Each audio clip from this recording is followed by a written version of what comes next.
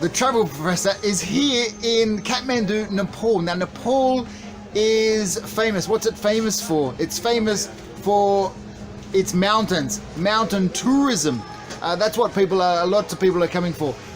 8 of the highest mountains are here in Nepal, including Mount Everest, the highest mountain in the world. So tourists want to come to Nepal and do some trekking, do some mountaineering.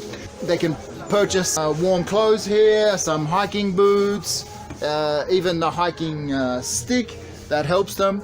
Mountaineering and trekking is part of adventure tourism, and there can be, some academics have said it's soft tourism and hard tourism. Other academics have said, well, it is also soft, medium and hard forms of adventure tourism, depending on some of its characteristics. Now, so while I'm here in Nepal, what would you think?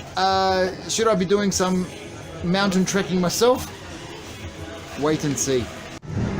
So if I'm going to climb Everest, Tamil, an area in Kathmandu, is the best place to get it. I can get all the different equipment that I need to make a safe ascent.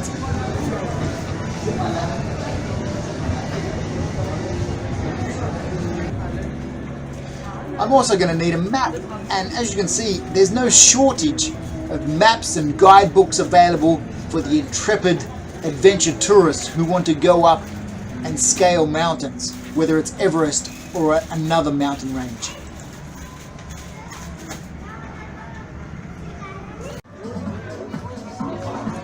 And like any popular tourist destination, there's an endless supply of artwork and other souvenirs around the theme of mountains and Everest.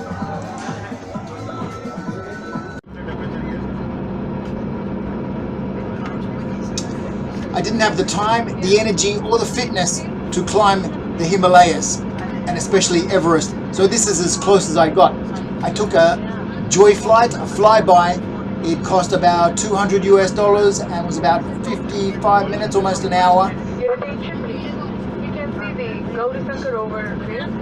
Several airlines run these trips, but this is the one I went with, Shri Airlines. Climbing up out of Kathmandu, you get to see how polluted the city is, but then you get a magnificent view. So that's Mount Everest right there. The air hostesses aboard the plane rotate the passengers up into the cockpit to get a better view. It was quite amazing to see these mountains close up, and I'm glad I did it.